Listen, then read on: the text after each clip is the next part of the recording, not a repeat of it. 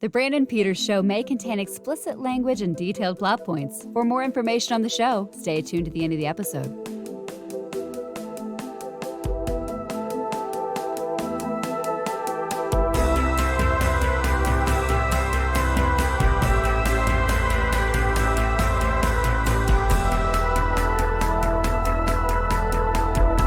And now, here he is, Brandon. Welcome back to the Brandon Peters Show. Today we're continuing October, the spooky month, with a discussion of 2002's Disney film, The Country Bears. Actually, it's Disney's The Country Bears. And joining me for that discussion from So Far, So Good, it is Nicholas Rohrman. Hello, hello. I'm excited to indulge in the spooky months with the most terrifying Disney movie of all. Yes, The Country Bears. And not ironically either. I want to point that out up front. Yeah. I love this movie. I really do. So yeah, we are not. So if you tuned in for some riffing and stuff like that, you may need to hold it in check. But there's going to be riffing. Oh yes, It's all from a place of love. There's a lot of problems with this movie, and I love them all. Okay. All right. Well, first at the top, we're trying to continuing this new segment where 4K Blues Day part of this. We're talking about some new Blu-ray release announcements that have come out since the last episode that have I've peaked at a point of interest. The first being The Nun 2. We're coming out on 4K Ultra HD November 14th. Another quick turnaround for Warner Brothers. None 2, None Your Business features 2 featurettes, and we'll be hitting the format. I'm sure also probably Max at the same time. Have you seen None 2? Not only have I not seen Nun 2, I haven't seen Nun 1. None 1. Yeah, or the prequel Sister Act. Actually, I have seen Sister Act. So yes, that was a lie. There we go. Just now, I'm sorry. I have not seen None 2. I've heard though it continues the or it looks like, so they made Annabelle and everybody's like, oh, Annabelle's not good, and then they made Annabelle 2 and they're like, oh, Annabelle 2 is really good, and it sounds like no one said the Nun 2 is really good, but like it's better than Nun 1, and that's how these Conjuring things seem to go. So, like most of these, like I've only seen in the theater. I've seen, I think The Conjuring 1 and The Conjuring 2. The rest of them I have watched on home video. Yeah, I'm a bad horror fan with that, but I've never seen any of them in theaters. Okay. Yeah, but I did go into the Conjuring house at Universal Orlando's Halloween. Oh, there you go. You lived it. I lived it. I don't need to see it in theaters. I lived it. Awesome. So yeah, that'll be out November 14th. I will. It's Simon Thompson of Forbes calls it a gripping, intense, unholy trinity of terror. So he got scared. So also what? To be fair, I feel like I could come up with that review even though I haven't seen it.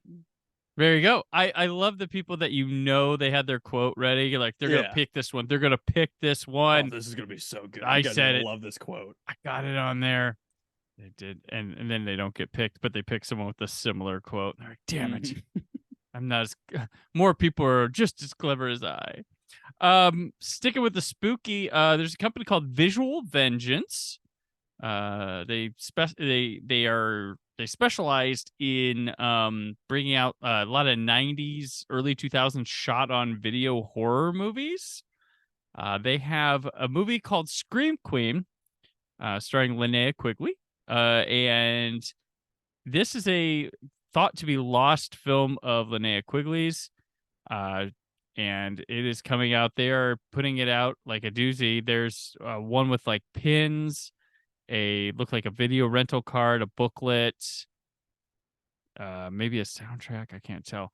But they're going all in on this one. Lots of bonus features. including a new Linnea Quigley interview. And it's got a, hear this, new director approved 480p SD master presented on Blu-ray from the original Whoa. tape elements. Yeah, 480p. That's the way to watch Blu-ray. Yeah, it's not pins, it's a sticker set. My bad. It looked like that. Okay. Oh yeah, sorry. But they got some interviews, a commentary. It's all region, so you Germans can order it and play it just fine. But yeah, I'm interested in this. I'm a Linnea Quigley fan. Do you know who she is at all? The name sounds familiar, but I Okay. couldn't name a film or anything like that. So she, if you've seen Return of the Living Dead, she played Trash, the one with the hair that does the nude dance on the tombstone. Oh, yeah. She's in Silent Night, Deadly Night, Night of the Demons. She went all in on like horror and B movie horror. So she has like quality 80s output, and then she'll also do like Hollywood Chainsaw Hookers. And she's done some like slime boleramas in that one. So she's Z grade to B grade. She's a wonderful person. I interviewed her on my old podcast many years ago. One of my that and Chelsea Christer are my top 2 interviews I feel I've ever done. So very happy with Linnea. Make it top 3. Today's gonna blow your mind. Today's gonna blow my mind. All right. Fair enough. All right, so that is November 28th from Visual Vengeance coming at you with Pretty that. sick. All right, so that'll wrap that up. So Nicholas, let's talk about you. Where'd you come from? How'd you wind up on the Brandon Peters show? Oh man, randomly? This is I came from so many places. Yeah. Yeah. And still going to others. I'm going, I'm leaving, I'm coming. Hey, real quick, are we both indulging in a nice Coca-Cola cherry zero sugar? We are. I think we are. There we go. It's not a sponsor, but it could be. Not a sponsor. Because we did not talk about this. We're just I will say, of all the zeros, this is the closest to the original tasting ones there is. Yeah. I like Dr. Pepper Zero as well, but that is the closest one. And I have been, so this is bad of me. I gave up soda. Like, I didn't have soda from like 2012 to like the last year and a half, 2 years. And we were talking about trips. It was my last Disney trip. I kind of like had some or whatever. Yeah. And Disney I usually will do that to you. Yeah, because there's nothing else to drink there, and I don't want water the whole damn time. So especially if it's Dasani. Yeah. So I've gotten on, and I don't want bottled water the whole time. Like, so I got on soda again a bit. Not bad. I don't keep it in the house. That helps. But it used to be I would once a year drink the Mountain Dew Voodoo, just to know the flavor. And maybe if I like the flavor, I'd have 2. And that was like my soda for the year. Yeah. This year I've already had 2 Mountain Dew Voodoos because it's like Spree or Sweet Tarts. Something. Well, they announced what it was already, which is kind of did they? Up. I don't look. September. Okay. And that bothered me. Okay. It bothered me a little bit. Because normally they're like, hey, it's not this, but it kind of feels like it, right? Because it's a copyrighted thing. Because the best year though was Skittles. That was my favorite year. Yeah. I would just just do that one every year. Yeah. Well, the reason that they announced it is because it's an official partnership. Oh, okay. And I think the candy company was like, you have to. What was it? Spree or Sweet Tarts? It's Cherry Airheads. Cherry. Okay. Cherry Heads. Okay. Hey, part of So Far So Good, wearing the hat, my comedy channel on YouTube and TikTok and all social media at So Far So Good Show. Check it out. We have a series called The Quest for Dew. Okay. And we are on a mission to try every single flavor of Mountain Dew that exists. Oh, all right. And we rank them. There you go. And That's it's good. A very indecisive list because it's just 2 of us. And we have to come up with a collaborative list. And we both like very different flavors. Like one of my least favorite flavors of all is the original Mountain Dew. And my co-host does not enjoy that. Here's the thing. If you distance yourself from the original Mountain Dew and then you go back, it's awful. Yeah. It really is. Like when I was younger, I would drink the hell out of that stuff. And then and then it was like, and then you go away for a bit, you come back, you're like, what the hell is this? This is Yeah, gross. it's a bad drink. Code, like I was so when Code Red first came out, I got hooked on that when they first came out with that, because I always recall it was like the year was 2001 when Code Red came out, I believe, and I spent time. I remember my life at that time. It was Code Red Mountain Dew, Crunchy Border tacos from Taco Bell, which was basically a hard shell taco with Baja sauce. That's all it was. But they were the rage. Tony Hawk Pro Skater, Jackass, and MTV Sphere. That was my life then. Yeah, that makes sense. It was like freshman year of college, living at home still. I transferred to Ball State a year later because that was what life was at that time for me. But that's the way I lived. And I was like, yeah. Things needed to change for Brandon. Yeah. Listen, the best Mountain Dew flavors are the ones that have avoided tasting like Mountain Dew. There you go. Yeah. Some of them taste like Mountain Dew with something in it. They're fine. The ones that don't taste like Mountain Dew are the best. My number 1 is Voodoo 2019, and my number 2 is Voodoo 2020. They're just so good. Was 2019 Skittles? Yeah, and then 2020 was. They said it was like circus peanuts. Oh, is that? I thought we were trying to do candy corn. Skittly. I thought. Okay. Yeah. There was one year where I was like, "Are they trying candy corn?" It was that kind of. They're both candy corn and circus peanuts are both like banana marshmallow flavor. Okay, and last year like Sour Patch Kids, is it there something like that? It was bad, whatever it was. I hated it. I had didn't like it. One last year, maybe. Yeah, not a fan. No. But yeah, I have 24 ranked. I've tasted 24 flavors of Mountain Dew. Gotcha. Pretty sick. Gotcha. So that's why I brought him on here, is to talk Mountain Dew. Yeah. Of all things, that's his Mountain Dew thing. So, oh no, you're a Jackmate Trace. So we met this past year, well, months and months ago, June, at Louisville PopCon. Yeah. Where we got put in a room together, which I think we're the only people that got room together. Is that? That's possible. I don't know. I truly don't know. I just was, yeah, it was weird. Like, I was asking about hotel, and they were like, the week of, like, you got a roommate, his name's Nick. Yeah. Okay. Yeah.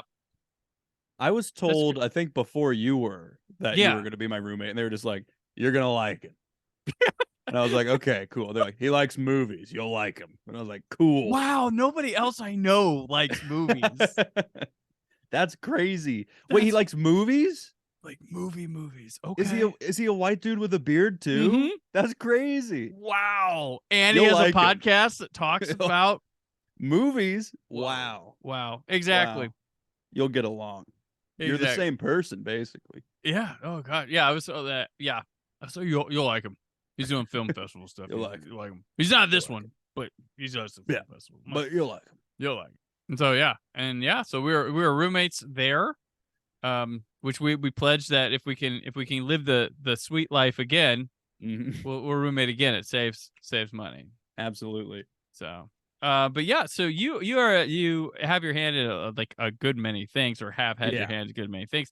But let's start with your current, like, so far so good. Let's explain to these people what the mission statement and everything is, but so far so good, and who's all involved. Yeah. Well, so I was in college senior year when COVID happened, and I was the executive producer and showrunner of a sketch comedy show called BSU Tonight. Check it out. They're great, at Ball State. And when that happened, my buddy Eamon and I, who we're creative partners, we do pretty much everything together. We were just talking in our house, locked away in Muncie, saying like, we're not done doing sketch comedy, right? Like, we want to keep doing that. So we started formulating an idea with other alumni of our show that lived in different places, New York and LA and Atlanta and Chicago and Indianapolis and stuff like that. And we kind of created a sketch comedy show with people from all around, and they could write stuff, and we could all have writers meetings, and they can film things in different areas and that kind of thing. And that was the initial idea for it. Since then, it's slowly evolved into not just sketch comedy, but comedy in general. We improvised a movie in April and we do podcasts and have the Quest for Do and different things like that. So we're branching out into just comedy in general. We're doing live comedy in Chicago now. The main So Far So Good crew is all up in Chicago. But we have different satellite people that basically, if they have an idea, they'll just write it and send it to us, and we can do it. Like just our friends and collaboration and things like that. So it's a lot of fun. Chi-Town represent. Woo. And the movie you guys made real in like that quick window was it the Making of the Lumberjack's Daughter? Is that Yeah, and that's the official title, The Making of the Lumberjack's Daughter. Gotcha. Yeah, there's a YouTuber by the name of Joel Haver started a tradition where he was tired of the Academy Awards, so he would decide in that 3-hour time I'll just make a movie, and that'll be better use of my time than watching the Academy, is what his thought was. And he started doing it every year, and a lot of people loved the idea, and some people would tell him that they were doing the same thing. So he created I guess not a film festival, but it's called the Academy of Making a Movie during the Academy Awards. And it's just like a competition where a bunch of people try to make a movie. You film the whole thing during the time that the Oscars are on air, and then you have a week to edit it and submit it to them. And for the first year, it took him almost an entire year to judge them and give out the awards, but it was kind of like the promo for the next year. So we haven't heard anything from this year, but we are part of the second annual one. We are one of the longest films. Oh, it's only a 3-hour ceremony, and our film came out to be like an hour 15 or something. Because the way we did it, it's called The Making of the Lumberjack's Daughter, and it's a very meta mockumentary about a group of people trying to make a movie during Joel Haver's Oscar challenge. There you go. And we just had 2 cameras. One of them was filming the movie, and I was the camera person filming the documentary behind the making of the movie. And it's wild, and it's very fun. I checked out. I didn't have time to watch the whole thing, but I skimmed around to it. I like the concept. That was pretty funny stuff. Thanks. So, yeah, I can't believe we got an hour and 15 of usable stuff out of 3 hours, and we basically just filmed the whole time and just cut stuff up. Yeah, I always thought for the longest time, hour 15 I thought was like the cutoff for like a feature film length, but it's actually like 55 minutes. Sometimes it's 45. Yeah, for 55, 40. It's really low for what I thought would be considered shorts, because there were a lot of films I've seen in my day that would take credits and stretch them so they'd hit that 75 minute mark. I'm like, well, what are you doing? If it's only like 45 minutes, you can just roll those. Yeah. Or like, it's probably some like just preconceived notion of people being like, well, that's not a real feature. That's an hour. I'm like, yeah. Frankenstein, Dracula, they're an hour long, like barely. Like, it's fine. Like, they didn't need 12-minute credits to pop them over. It's not a YouTube video. We don't have to hit a certain window for monetization, right? That's true. Yeah. Make the credits as short as they need to be. Yeah. So the end. Boom. See comments for credits. Yeah. Honestly.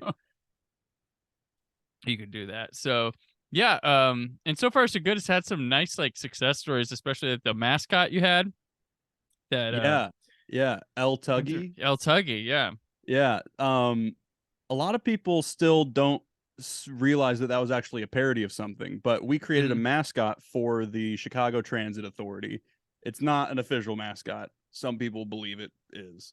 But it's this horrifying creature named El Tuggy, who is named that because he can tug the railing on the L train. That's why he's named that. Not an innuendo by any means. Right. But apparently he speaks telepathically. He's just this creepy, horrendous character that we've taken around Chicago and filmed with. It's actually going to be his 1-year anniversary. Debut was October 7th of 22. So I think it'll be right before this episode drops will be his first birthday. But it was inspired by I don't know if you saw this, but in Spain, their bus transit system unveiled a mascot named La Bussy. And it was like a bus and a bunny, this horrifying creature. And it's just a parody of that. And we thought the reason that La Bussy got so much traction, not only is it crazy to see, but pussy has a different meaning in a lot of online scenarios. That is a sexual thing, just didn't translate well. So that's why we came up with El Tuggy, the name, all that kind of stuff. But yeah, that we had a lot of success with that. We've gotten a lot of success on TikTok because it's easy to have success on TikTok. I think the definition of success is different, but like we've had videos that hit 4 million views, and then consistently some that hit 1,000 or less. I think probably our biggest success story so far, and it's something that a lot of viewers probably have seen, and we have made videos in partnership with the Laugh Factory in Chicago, and we filmed, and this is going to be a mind blower for some people, a fake video of a stand-up comic falling off the stage at the Laugh Factory. Oh, he says, staged. He says, I've been having sexual escapades with a lot of freaky Chicago girls, and I've come to the realization that I don't think pegging is that gay. And then he falls off the stage. It was one of 20 fake videos that we filmed, and it was the first one we posted. And I think over different platforms and people reposting it, it has like 100 million views or something like that, which is stupid. But like Bert Kreischer reacted to it on his podcast and all that stuff. So that's probably our biggest success story this so is far. Phony. It's like, yeah, it is. People are like, what? I can't believe the crowd was so quiet. And I'm like, there's not a single person in the audience. we didn't even add fake crowd sound effects. Like it was just a guy falling off the stage. Plain and simple. Pratfalls. They get views. There you go. Yeah. Milk it. Oh, you can. And then do you want to point out one of your crowning achievements in history of not just you, but the university we both attended? Constellation Quest, the ultimate pilot episode of television. Hi, and thank you for tuning in to Timeless Television Treasures. The mid-1960s was a golden age for science fiction television programs. Morning. Today, we'll take a look at one of those programs, the short-lived space opera Constellation Quest. You go against the League's orders quite often. K-8, I swear, if you do not leave this bridge immediately, I will have you dismantled and scattered across the cosmos. Jesus.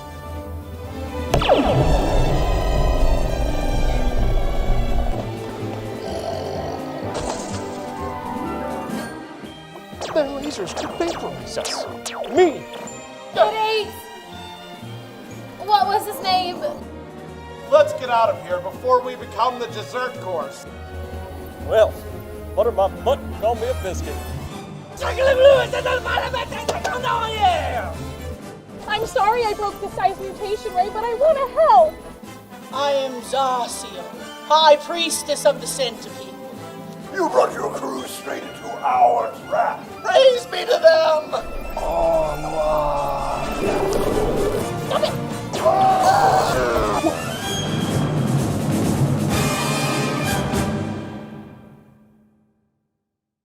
That was my buddy Aim and I, again, creative partners, we do everything. But at Ball State, we didn't need a senior thesis. Like, that wasn't something we needed to have to graduate, but this is basically our senior thesis. We pitched this film to the Muncie PBS station, which is now a Ball State PBS. They've rebranded. So in partnership with the university and with PBS, we made a 30-minute short film. In the program, it was the first comedy, which was interesting. We had a very uphill battle trying to pitch this to them. But the concept is that it's an unearthed, lost pilot episode for a 1967 Star Trek ripoff called Constellation Quest. And it is poorly made, low budget, lots of issues, and all of that is intentional. If we made any mistakes while we were filming it, no, we didn't. It was intentional because it's meant to look like that. Keep going. Exactly. But yeah, it's probably one of my favorite things I've made. The concept was just so much fun to mess around with. So yeah, Constellation Quest with PBS pilot episode. We'd like to make more eventually, but yeah. I'd like to say people it is on YouTube. You can check it out. And I like if you like something like Garth Marenghi's Dark Place, it's got that kind of vibe to it. It's not fully like them going back and talking about the show and stuff, but there's that kind of aspect to it that I really appreciate, and I think that you nailed everything you were going for on that, and probably got some added bonus as well. But it's a terrific little pilot that I'll try to share it around when this episode posts, but you should definitely seek out that in addition to all the other stuff. Yeah, it'd be on the Schlim Corp YouTube channel. Schlim Corp. Schlim Corp. SCHELMCORP. That was our production company. Schlim Corp. Okay. Yeah, that's the only thing we've made with it besides So Far So Good. But So Far So Good has its own channel. There you go. Yeah, I had my little production company when I was in high school was called Spastic Productions. Oh, that aged great. Oh yeah. So no, when we went to competitions and stuff, because I entered my short films and things, and there's competitions like the basketball teams have competitions, media stuff has competitions too. That's crazy. And we had to change our name to SC Productions. And if they said, "What does it stand for?"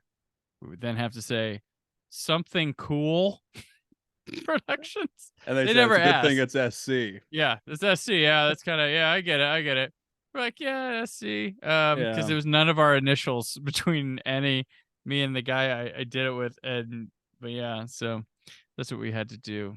I was in in high school. My first ever short film I ever made was in the Indiana Association of Student Broadcasters.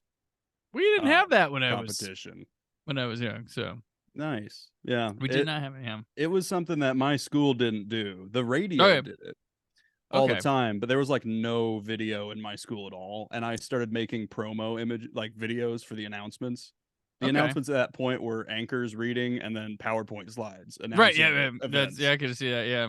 And I just went to the media person and I was like, if I give you a flash drive, could you upload this video? It's a promo for our theater, like our upcoming play. And they're like, oh yeah, sure. And I got asked by a bunch of different clubs to make commercials for them because there was all PowerPoints. But they were like, hey, in this radio thing that we do, there's also a film section if you want to do something. So I made a short film for the first time, put it in there, and got second in the state. Nice. And then I was like, oh, this is what I'm doing. And that's when I decided I was making videos as a career. There you go. I had a media fair. I had my first year I entered it was my junior year of high school, and we shot this film. It's called Blinded by Rage. We shot it from November 98 through March of 98 and stuff, and edited and put it together. We were working on this film. We took this film to the regional competition. We blew the highest score ever there out of the water. It was like the judges were they were media people. That's who the judges were. And it was like, they were really impressed. And we had an original score made for it. All this stuff. It was great. Crushed it. It was awesome. Big production, good value. Loved it. There was a shot. So originally there was a shot where a helicopter was around, and we knew we had this school assembly once that had a helicopter land on our football field. And my teacher, who was our sponsor, said he had someone shot that. I shot that, and we couldn't find it anywhere. So we had it. I used a helicopter from the movie UHF, the Weird Al one, that wouldn't be noticeable. And then the day it aired for our school before we went to competition, he reinserted. He found it. He put it in there for us. The good one, the one we wanted. So that was nice. But fun thing is, our movie was about the governor of the state coming to give a speech at the school, and then terrorists take over the school and kidnap him, and it ends up being this police captain guy who was also the guy he ran against in an election and kicked him out of the election by releasing these pictures of him or whatever. All this in 10 minutes. So we had shootouts. We had all these things, and we had actual like replica. My friend his father was a military collector, and we had all these like replica weapons. We had flak jacket, like we looked legit and stuff doing it. And students were playing the terrorist character because it was all student stuff. Right. Well, the week before in March of '99, we go to the state competition, or the week of the state competition, or something like that. Right around a little event called Columbine happened. Yeah. And we were told, like, do not take that. Do not go to the state competition. I'm like, I worked hard on this. I will read a disclaimer note. Yeah. We're taking this. And we went to state competition. I did it. I read it. The judge was like a gym teacher and a librarian at the state level. The regional level had professionals, and we placed 7 out of in the competition. And the first place was my year in volleyball, and some girl that probably was like in 6th grade went out and got it, and I was like, yeah, yep, and yeah, that was the film. I worked I worked so hard on this. It was amazing. It was going good. We were gonna do it all, and then Columbine destroyed us. Yeah. And also put me on Columbine watch at my high school, which was a real thing because that's awesome. Made that movie. That's great. Yeah. Yep. But yeah, so yeah, those competitions. What a blast. Yeah, literally, right? But yeah. Oh boy, yeah. So I could not finish where I felt like a shoo-in. Like it was such a good production for a student thing. Because I made entertainment. I didn't make a little fucking documentary, sentimental stuff. And the next year I went back. I made a spy movie type thing. Beat my record at regional from before. Had the same challenge of librarian and gym teacher at state. Yeah. Placed first runner up and lost to Memories of My Senior Year. God. Because of the fucking librarian and fucking. Yeah. So they were like, narratives? No thanks. Like, what is this? I'm good. What is this? I'll go to the theater if I want something like this. Yeah. My second short film was also a spy film. Oh, okay. And it cannot be found anywhere, and I will never let you know the name. Oh. And the first one can also not be found anywhere except for IMDb. Oh, okay. So it's on IMDb, but that's it. Gotcha. My second one was Deception. Nice. We needed a title, and I was like, this sounds intriguing. Deception. Deception. Shot over and this time it was like shot over a weekend. I literally wrote it Monday. My teacher's like, my media teacher, my librarian were my like reps for this, and he was like, "You're writing a comedy this year. You're writing a comedy." And I spent months trying to crack. I'm like, what I think's funny may not. Like that's a gamble. Like that's for when you go to the competition. Like I'm like, but what if it's not funny? And then like I had competition for my own school that year that did do a comedy, and then I said I had this idea come to me on like a Sunday night to where I couldn't sleep, and I wrote it all down, which what became Deception. I got people together, and I'm like, I'm shooting it this weekend. I told my teacher, and he's like, oh, okay. What is it? I'm like, it's a surprise because I'm not fucking telling you that it's a spy thing with a gun in it. Sorry. And then I showed it to him when I had the first cut, and he fucking loved it. He was like, this is why. He like twists and turns. He thought it was great. He's like, I'm sad it was only 10 minutes because I could tell it ended, but there's more to this, isn't there? I'm like, well, yeah, but it's 10 fucking minutes. It's a fade to where it looks victorious. We fade. Yeah. And I did write a little message to him because there's a scene in it where they go on a mission. They're not supposed to take weapons. So I was trying to be like that. And then during the mission, one of them pulls out a gun. Someone says, it was my character. And someone says, hey, wait, he said no. And I go, desperate measures. And I was like, that was my note to my teacher. I was like, I wasn't gonna be able to do a fucking comedy, dude. And we go to that competition at regional. I beat my own record and beat the comedy from my own school. Good. That came out. No one wants to laugh. That's why you should have said it was like, you should have made something that was like my year in kindergarten. Mm-hmm. And just make a mockumentary of the documentaries that won the previous year. The wildest thing I saw, though, there was this movie at State called Strike Back. And it was by a guy. And he talked like that. He was really, he had the accent going. We were talking about Strike Back, and he handed us all out posters for it, which were like print offs from his like computer, black and white, because he didn't have a color printer, I guess. But you could tell it was supposed to be in color. Yeah. And he's like, we go Strike Back, and it was this movie, and he turned like this like abusive father thing into like a slasher movie, and it was wild. Like it was so tone deaf, and the makeup was great, because I was like, what's on that girl's face? Like, what is that? Oh, it's supposed to be a bruise. Oh, okay.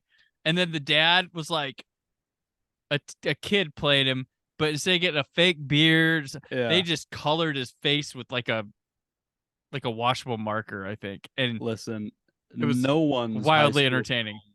No one's high school film should ever be seen. We need to get rid of those. Oh, I'm proud of Blinded by Rage and Deception, but there's plenty others. I do find fun. Like I did one called the Kung Fu Disco Kings. Oh yeah, that's probably funny only to me and whoever was in it at the time. It was great. I got some gems from back then that I personally like. That's funny. Yeah. And I used to on Instagram. I'd sometimes like do some snapshots of them or have a little clip, but you don't need to see the whole thing. I want to see that. No, you don't. No, this is it. That's all that was made. And I am thoughtful. I'm like, the people in this are not giving me permission to release it now, because when they did it, we didn't have YouTube back. Well, I didn't have YouTube back then with this stuff. So yeah, throwing them up there now, they might not want that up there. So yeah. So those of you listening to this conversation to him, I go like, well, Brandon, you're going to release it. Well, I want to see it. I want to see them. So you're not going to see them. Sorry. You're not going to see it. They're still on VHS, which is where they belong. Yeah. If you can find the VHS, watch it. Have fun. Yep. They're on VHS where they belong. So yeah. All right. So something that never, well, I know it. It probably made it to VHS. I think it was, and I think I had it. Yep, it did. I'm pretty sure I had it. Because what's the final VHS ever was it Wanted? Oh God, I got no clue. I've looked this up many times before.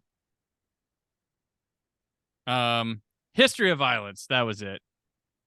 History of Violence. This final was definitely VHS. on VHS. I 100% have this. They probably had the Somewhere. clamshell, right? Yeah, somewhere in my parents' house, I have this still. Yeah. So we are going to talk The Country Bears, or is it Disney's The Country Bears? Because we don't want it confused with any other kinds of country bears.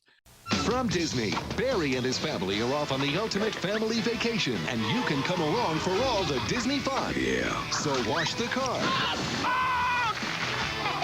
Your hair looks ridiculous. My hair. Take a cruise. Hello. Huh? And share some memories.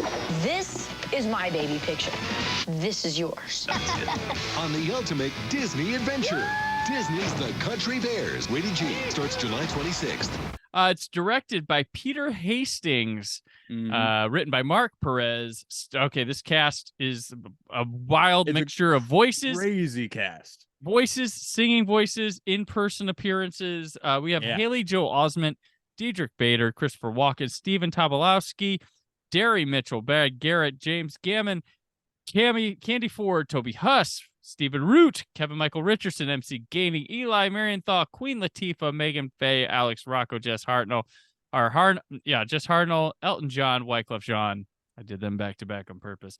Don Henley, Crystal Harris, Willie Nelson, Bonnie Raitt, Brian Seltzer, Don Was, Colin Hay, and Exhibit. Crystal Harris, who's in this movie as some big pop star that I don't remember. Yeah. At all. Nope.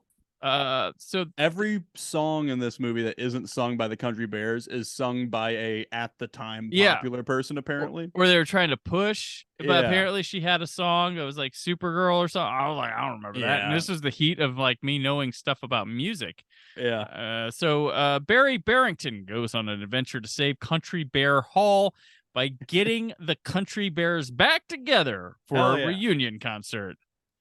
Yes. So real quick here, Peter Hastings, the director, he has since this is it. He has since directed the Mission Space Ride at Epcot. Like that's what he's done. And he's this is his first movie. Yeah. Wrote for Tiny Toons, Animaniacs, Darkwing Ducks, and he continues to produce animated shows like Kung Fu Panda, Captain Underpants. Now, Perez, who wrote this, he wrote Game Night recently. Yeah. And after he wrote Herbie Fully Loaded, and with Thomas Lennon, I believe. Thomas Lennon wrote Herbie Fully Loaded. Thomas Lennon's my favorite actor, by the way. So I'm as an actor, not just a presence writer. Okay. as an actor, I think that if he is in a movie, it's better. Dark Knight Rises, right? That's right. He makes every single movie better. Just him being there, the movie is better than if he was not. He's in Memento, and he's quite good. Yeah. He's also wrote Accepted, which that was a little comedy that had some buzz and went, and I don't think does anybody remember Accepted? Is that like a classic for any generation to I mean, I'm sure someone.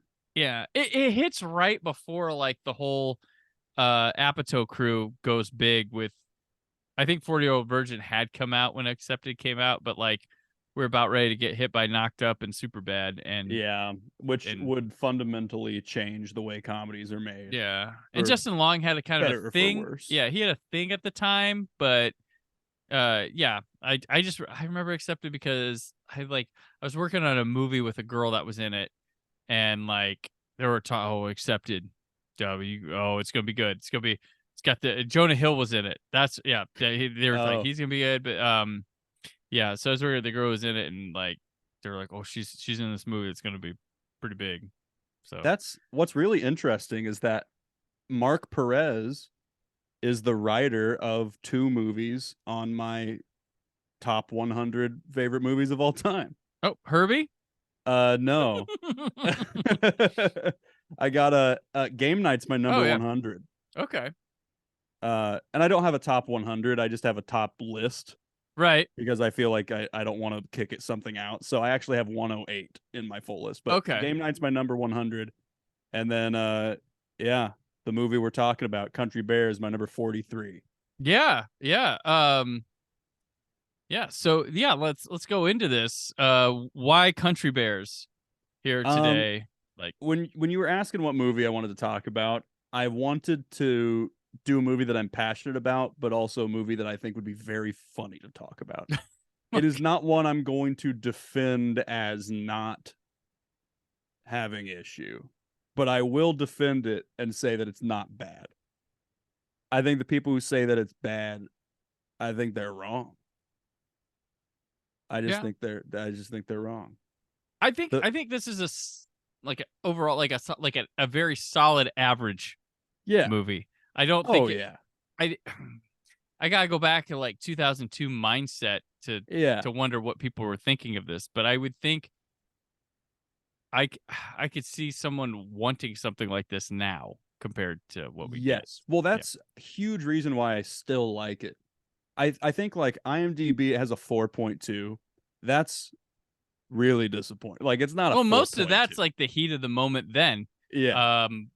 With people, and you also are in the height of like Ain't It Cool News, where this is a movie that crowd would just not give an open chance to at all. Metascore 37. Yeah, it's the target audience for this movie wasn't able to go on IMDb and talk about it, or able to touch things. I will say it got an A- cinema score, so people going to it liked it.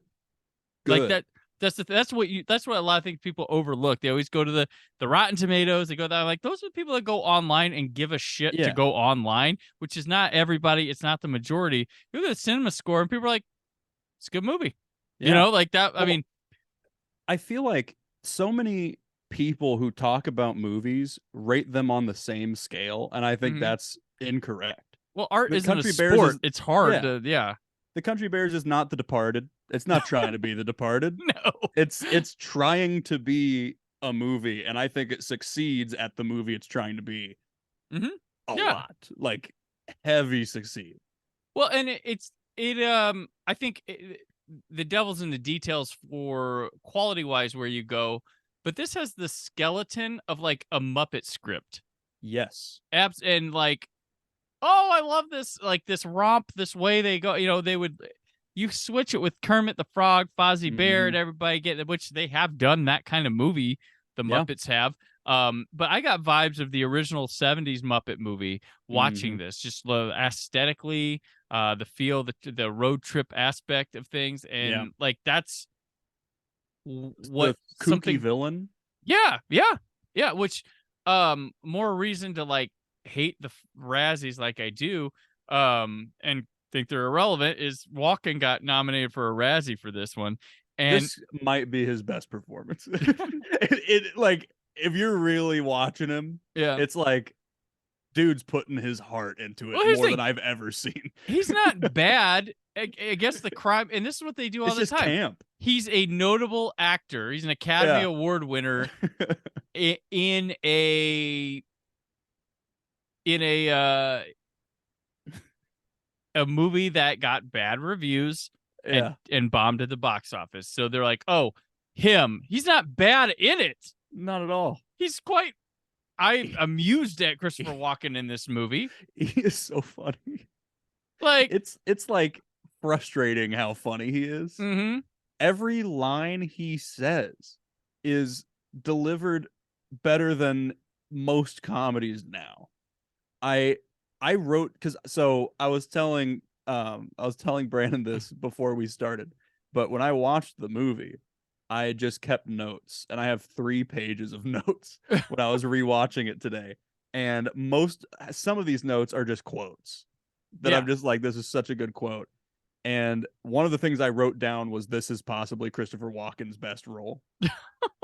But memorable quotes from him is, "You like the sound of crunching wood? 'Cause I do." Yeah. Did the scene where he's like practicing destroying the building? In his office, he has like 12 models of the Country Bear Hall and a giant That's the thing. There are good, like, quality comedic bits hidden in this movie that I don't think people recognize. Country Bear Hall has been crushed. Oh, like the delight he's having of it. It's so good. And like stupid thing like ham and cheats. I thought I got a soft giggle from that. Come on. There are like things in this movie that feel like it should be a DCOM, like a Disney Channel original movie. Oh, yeah. And some of those, it's like, okay, it's a 2002 movie. Some of the lines are crazy, but I feel like they stick the landing of DCOM to the point where it gets elevated. Yeah. The ham and cheats joke is good, but what makes it good is Diedrich Bader saying, "Yeah, we get that a lot." Yeah. And the other person going, "Well, it is your name." Well, the thing is, like, Diedrich Bader, he's one of my favorite, most underused comedic actors. Yeah. Like, ever. Like, I watched the Drew Carey show growing up, and he just cracked me up. And then he had a great role. There's a movie called The Foot Fist Way with, which was one of Danny McBride's first one. Like, and he, well, no, he wasn't in Foot Fist Way. He was in Napoleon Dynamite. That's what it was. Those movies are so. He plays Rex Kwon-Do. That movie's about Taekwondo. Sorry, Napoleon Dynamite was. You think I go home, Starlet? And every time he's in that movie, I'm dying. Like, grab my arm, my other arm, or grab my arm, other arm, my other arm. Like, In this movie, he pulls double duty. Yeah. He's Officer Cheats, and he's also the speaking voice of Ted Betterhead. Yep. The lead singer of the Country Bears. Yeah. Well, whose singing voice is John Hyatt. Yes. And who wrote all the music for the movie as well. Yeah, it's funny. The Bears are played by like 5 people each almost. There's the person in the animatronic suit. There's probably the stunt person for the animatronic suit. There's the talking version of them and the singing version. and the person running the animatronics on the face, it's remote controlled. It's because this is a Henson thing. The Henson people made this. I think it is. I get that it's Uncanny Valley. I wrote this down somewhere on this list, but I said this is the right kind of Uncanny Valley for me. I am not there. There's a comparison that could be made to Human Shrek. I mean to Human Sonic, right? The Sonic with the teeth that got changed, everyone hated it. Right. But this is practical, and it's so impressive that they have these fully walkabout characters that faces are fully malleable. It's things that Jim Henson was working on in the Dark Crystal. Yeah. When the Gelflings were too small, they couldn't actually do stuff, so they had remote controlled animatronics, and that's what they were doing with this. I think the movie is so charming, and I get why people don't like it. They're creepy. I get it. But it's better cool. for it though. Like this is I love the bears and costumes animatronic thing. Like like this movie, if this was CG, I don't know if I'm enjoying it as much as I am. And I mean, because this is suck. It would suck. It would be aged for one. Like the CG wouldn't age well. The animatronics will always stay what it was. And I have a nostalgia for both the love and fear of like the Showbiz Pizza or Chuck E. Cheese animatronics theme park ride thing, which the Country Bears it's not a ride at Disney, but it's a theme park attraction at Disney. Country Bear Jamboree. Yeah, and this is where it came from, and that is very much like in preparation for this, I watched a walkthrough of the Country Bear Jamboree, just be like, some characters come over into the movie, some don't, and songs too. I think a couple, maybe. I think in like the background. Yeah, but a lot of the songs in the ride are like more typical like bluegrass stuff, and then this is more like country rock. Right. But like so like there's that aspect of it which I have a fondness for, which the creepiness works in its favor, I think. And the actors are able to be with a presence there to react on it, and I don't know, it's just kind of like I said earlier, it gives that Muppet vibe because they're like this, and I don't know. I just couldn't CG. Probably wouldn't be too good. They're allowed to just exist here, whereas the CG would also have the other goal of trying to show off the CG at the same time. Yeah, which these are just like, okay, let's just get them comfortable, functional, and make sure they each look like a character rather than just all the same. And I think I like them. I really do. I personally don't find them that creepy. I see why people would think so, but I just find it I just think it's a very impressive way to do this character, because otherwise it would just, there's no other better way to do it, and there's no better people to get to do it than the Henson Company.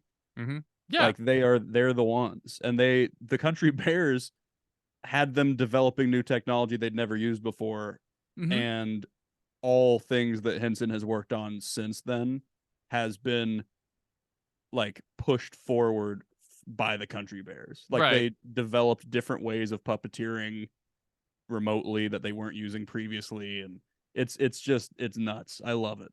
Yeah, I'm a big puppet guy too. Right? So. Yeah. Puppets, animatronics for life for me. There's always a happy medium to mix CG and them. But I'm of an age of loving the practical stuff. And I will say, I thought about this. So there's always the controversy at Disney of Splash Mountain, right? Because it's the song of the South and like, why didn't they think of like just making it a Country Bears ride? It felt like all they had to do was change the soundtrack and a couple animatronics, and they could have been in business. I know. Like, why wasn't that like, I get cool. They're now going to revamp it totally. The Princess and the Frog, which is a great reversal on it. But that ride was sitting there with controversy for decades. Yeah. Well, Country Bears have been sitting there. And they're right nearby. They're in Frontierland. Yeah. Like, I think that one of the things was no one was sure if Country Bear Jamboree was even going to stick around. Like people thought, it's been rumored for years that that's going to be torn down. Yeah. And my heart skipped a beat last month.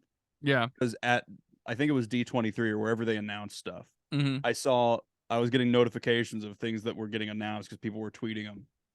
And one of them, it said, just announced Country Bear Jamboree to be. And then that's where the headline cut off. And I was like, no. I was like, no, what is it? But they're revamping the whole thing.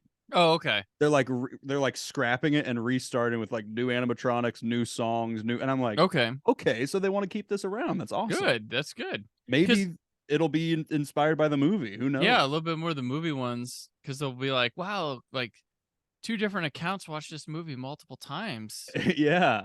That's crazy. It's on someone's top list. Yeah. Wow. What? We gotta pay attention. There's a podcast about it. Right. There's a Country Bears podcast. What is is there a resurgence? I hope so. I sing the praises of this movie to everyone I talk to. Yeah. If there's someone's like, what's an underrated movie Mhm. that you love? It's Country Bears all the way. Gotcha. I will say, I thought this movie opens hot. Like that opening song number and the way they cut it and stuff is awesome. I was like, Ride. all right, I get it. I'm like, okay. It does slow down after that, but like, yeah, I dug where it starts. Because then we have to deal with the humans. Yeah, which is the ultimate thing that Transformers movies fall prey to every time. Like, you don't think people will sit and watch robots we did on TV with the cartoons, but God. But yeah, that opening sequence, I was writing about it, and I'm like, man, not only is the song awesome, Let It Ride rocks. Mm-hmm. The collage is giving a history of the band, their breakup, and culminating in that. Yeah, it's crazy high energy, that performance that it shows. Yeah, and like the song is super optimistic, but it's their farewell performance. Well, that's like, what you find out at the end. You're like, yeah. oh, that's it. That's the farewell performance. Okay, what a great start. Yeah, this is a movie that every time I think about it, I think about the fact that it's bad. Like that's the thing that comes to mind, right? Right. And then I watch it, and I'm like, this movie is good. This movie has some great moments. There's some moments that are fine, but like the reason I don't think it's bad is there's a lot of fine moments of the movie, and there's a lot of great moments in the movie. But there's none that are. There's not a moment in the movie that I'm like, that was awful. There's just parts that I'm like, eh. I think one of the things that kind of for me personally that held it back is for the music for me, like couldn't hit consistency too much in terms of quality. Like there's good, there's in the middle, and then there's some bad stuff. Like, and like you mentioned, anytime like a pop star comes in to do something, that's where it like the diner sequence where they're scratching records with the bar stools. The song and the dance number gave me Grease 2 flashbacks, which I don't know if you've seen Grease 2. I have. Grease is on my list of least favorite movies of all time. Okay. Whatever you think of Grease, I mean, Grease 2, I just, oof. And I know there's like a crowd that's like, it's better than the first one. I'm like, I don't think so. Like, it's because there are some lazy ass song and dance numbers in that movie, which I talked on the summer of '82 at 40 last year with Scott, and Scott and I both were like, we went into Grease 2, like, okay, I didn't like it when I saw it a long time ago. Maybe I'm a different person now. Maybe that, and we were both like, oh, wow, woof. And like, that diner scene was like, oh man, this belongs in Grease 2, not Country Bears. Well, I got a little point of contention for you. Okay. What I have written down here in my notes is this is it. Kick It Into Gear is the best sequence of the movie. Shut up. No, it was not. Yeah, dude. The diner scene? Right here. Shut up. Here. No. The note I wrote right after that is the spontaneous instruments and dance number is what I'm fucking talking about, dude. Oh, no this way. This is the shit. Oh. We need more musicals like this. Oh, no way. Then you should watch Grease 2 tonight. Well, the thing that I like about that sequence is I think the best musicals are ones where when a musical number happens, it is a suspension of disbelief. Yeah. Okay. Like, I love that people in the diner just had saxophones and trombones. Okay. And then they all got up and knew the choreography. And I was like, this is whimsy. This is music. I love it. Like, I just love that it was so organic. Like, there's other parts in the movies that are like, There's the I'm only in it for the honey sequence with Brian Setzer and the Stray Cats. Yeah. Crazy. Yeah. But that's like a very diegetic performance. Right. It's happening in the story. Yeah, it's we're at a And- place where people are going to play music anyway. Yeah. And then there's the Hidden You sequence with Fred and the pop star on the soundstage. Mm-hmm. And that kind of like runs the line between diegetic and not, because it's implied that they perform together, but she like does a costume change and does all this stuff that it's like there is a suspension of disbelief there where it's like that didn't actually happen. I know it's a animatronic bear movie, but like within the story that didn't happen. Yeah. Because that couldn't have happened. And then for me, kicking into gear, I'm like, that's it. We did it. It's finally like none of this makes sense. The booths can be moved around. And I love that. Feels true musical to me. Gotcha. I get what you're saying. Yeah. And you're not wrong in that fashion. You know, it wasn't hitting for, it was not working for me. That's okay. That's this movie. Yeah. That's what this movie is. The magic of the Country Bears. Like that. Yeah. It doesn't hit. Some people just doesn't hit for it. Yeah. I loved it. And you were talking about Muppet stuff earlier. Yeah. And the moment where they said we need to get the band back together, I wrote down really my thesis statement for this whole movie. Gotcha.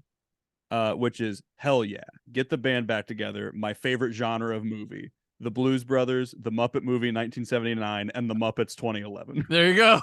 Yeah, it's exactly. And this one predates one of them. Yeah. This movie, very Muppety. Yeah. You could replace the Bears with the Muppets. However, I feel like Mark Perez and Peter Hastings sat down together and watched the Blues Brothers and said, let's do that. Yeah. Yeah. The Blues Brothers is my favorite movie of all time. Mm-hmm.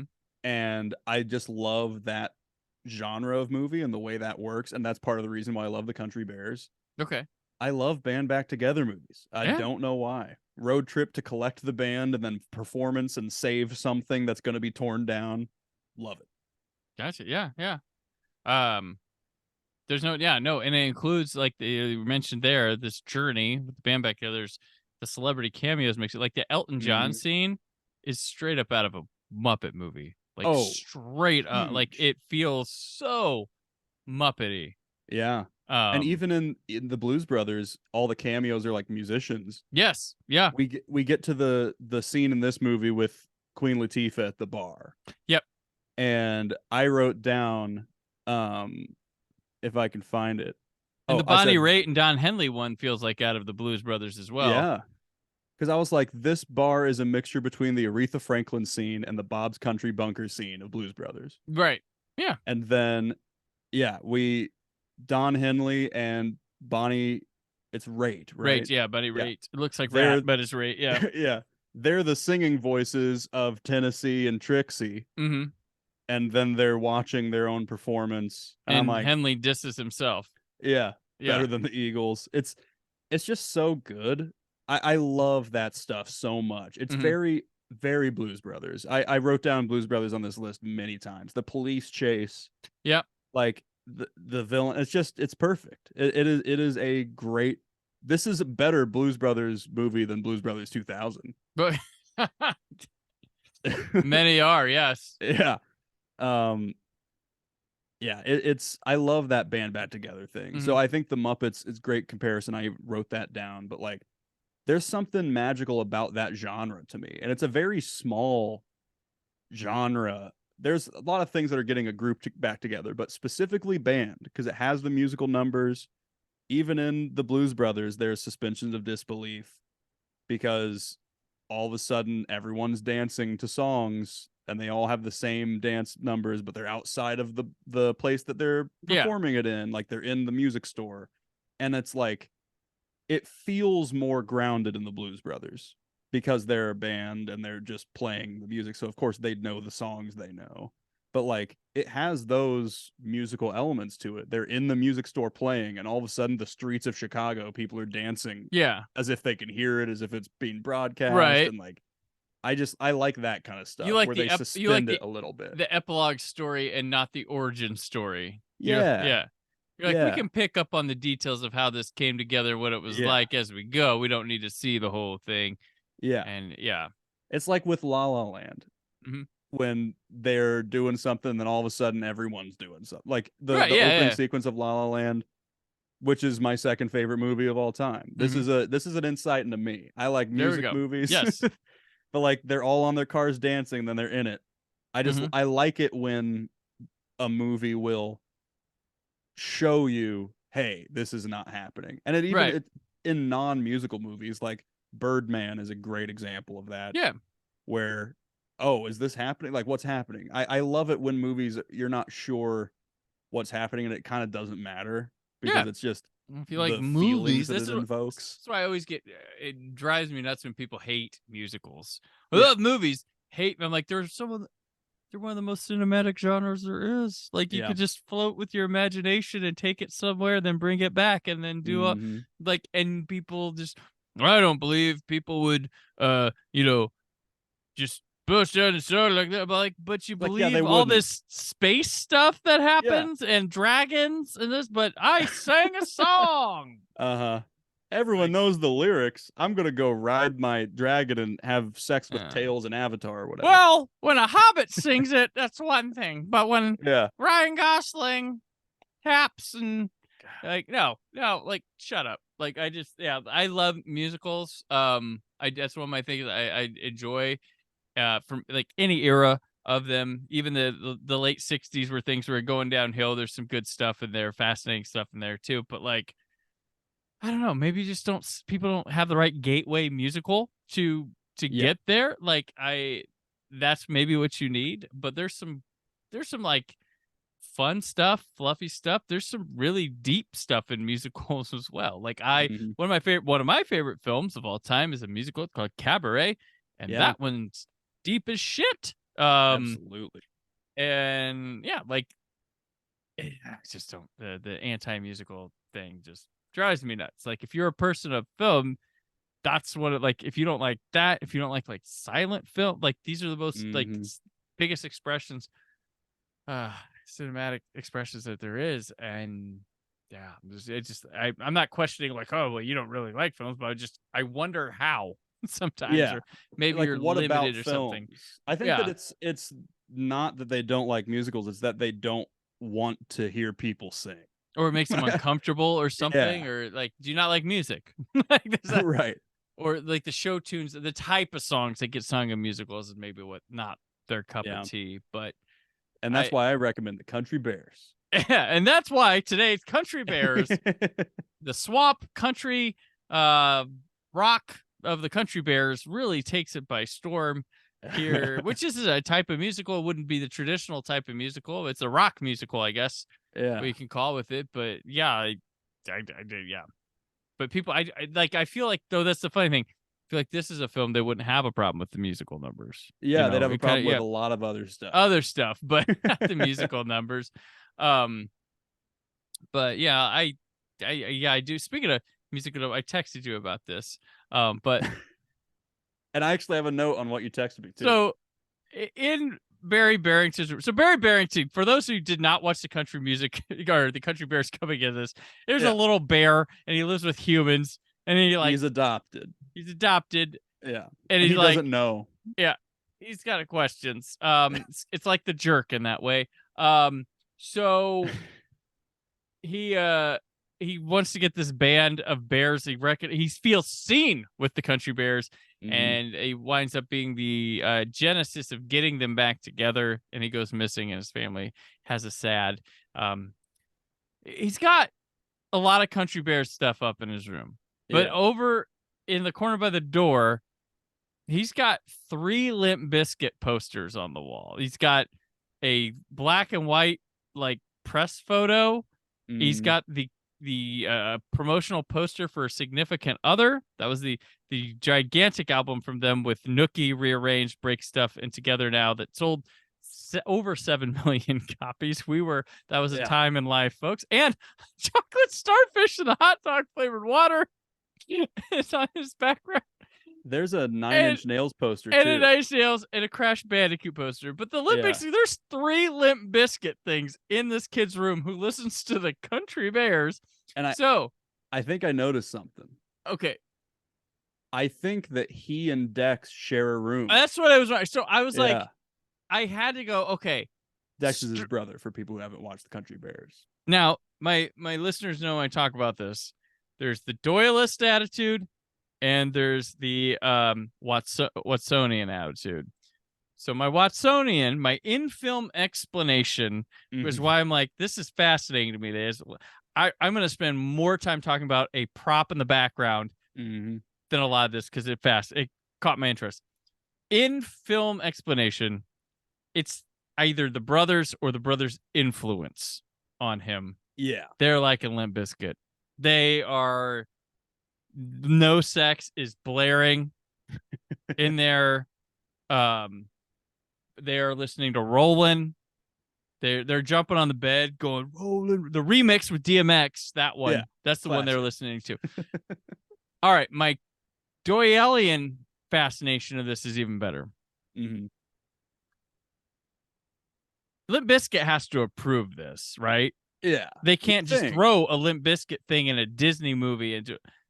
But so is it that, or was Limp Bizkit or there people trying like hell to get them in this movie, and why? Yeah. Was someone just like off? Like it's just bizarre to be like we got to get them in the Country Bears. If we don't get Limp Bizkit, I'm pulling it. Or they're like, Fred, guys, Wes. Yes, I know a couple band members' names of them, but like, hey, they're Country Bears. Like, and they're like, did we get it? Did we get in the? Please, we're still working on Country Bears. We can only get 3 posters on the 3 posters. That's it. I wanted one on the door. Like, Fred, I'm sorry, your cameo is not going to happen. You won't be voicing one of the bear. Like, but we get the poster. Like, how did this? Did I get the role of Elton John? No, they gave that to Elton John. They gave that to Elton John.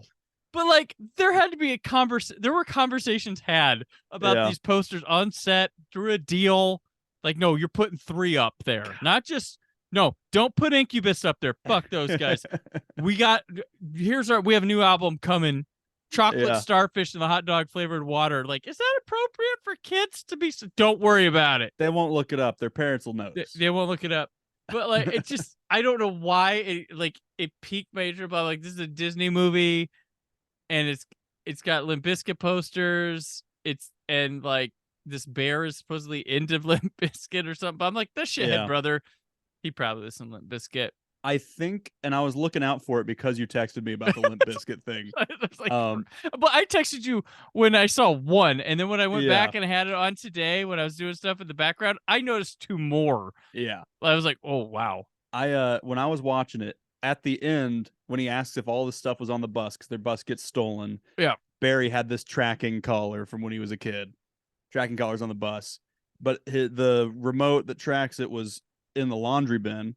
When they go down to get it, I'm pretty sure you see Dex's bed on the other side of the room because I think the laundry hamper is right near. Oh, okay. And then when they're talking at the beginning and he gives it to him, Barry's sitting on his bed, and I'm pretty sure Dex is sitting on his, and they're looking at each other. Okay. I think they share a room. It's like, I would have got if they would have had like Creed up on the wall. Yeah. Okay. Yeah. I get like, but Creed, I guess, is owned by the Weinsteins, as they appeared in Halloween H2O and Scream 3. So they're probably like, we have made our bed. Which Weinstein, actually, no, that's Disney, because it goes Disney Miramax Dimension at the time. It's before they split off. They could have done Creed. They could have done Creed. Like that makes sense for me at the time. That's a missed Creed opportunity. Like, I don't know. I guess, I mean, it would have been. I don't know why I'm obsessed with the Limp Bizkit poster on the wall, but I think this movie is going down to 4.5 stars for me because they could have had Creed. They could have had Creed. I mean, think of it. Oh, and then Scott Stapp coming in to sing a Country Bear song. Because like they'd be like, "Hey, our bus is broke down. We need to get to the hall," and he'd be like, Come on, let's go there. So I had a couple things I wanted to bring up. yes, bring them up. These are a couple gripes, and this is one of my favorite movies of all time. Number 43 currently. Number 43 currently. Okay. But it's a couple gripes that I noticed while watching it my previous time that I wrote down. I wanted to bring up to you, and maybe you can help me work through them. All right. So, the first major gripe I have is when Christopher Walken shows up. Mm-hmm. The main bear, can't remember his name for some reason. Of the child or the main adult bear? It's like the manager. Their manager guy. I The have one- it written down. Is that the one he meets at the hall? That's like, Yeah. just like, oh, you're never gonna get them back together. Yeah, that Okay. Henry. Yeah, I right. remembered his name. Henry says the previous bank owner. So Christopher Walken owns a bank, and the bank has loans for the hall, and they're missing payments, so they're going to tear it down. He says the previous owner of the bank wouldn't mind if we were behind a couple months. Mm-hmm. Christopher Walken says, "How far are you behind?" And he says 6 years. Right? Right. Then, for the rest of the movie, we are aware that the amount of money that they are behind is $20,000. That's it? Wow. Okay. Monthly payments for Country Bear Hall are $278 a month. It's not bad. I know it's 2002, and I know that it's in the middle of the country, but that is crazy. Yeah. I just wrote down, like, just grow some crops or something. You can pay that. Yeah. Easy. They have Yeah. fields. Just plow a field. They even had tractors. You could sell some of your own stuff for that. $278 a month is all they needed to keep that place running. Yeah. Another thing that I put later, and this is part of the same point. They were talking when Henry was showing him around, right? Right. Henry says, all the people that used to play there. And he said, no one played like the Country Bears, right? They'd sold out the house, all that stuff. But other bands would play there. It wasn't just the Country Bears that would play at Country Bear Hall. It was just a music venue that they owned.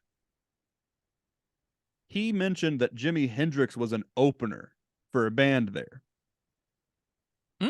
Why did they not just keep holding concerts? You don't need the Country Bears to play there every night. No. The band broke up. The hall was still a thing. They're still making payments on it, so clearly they want it to be a thing. Right. $278 a month. If they held one concert a month, right, they would make that rent. Yeah.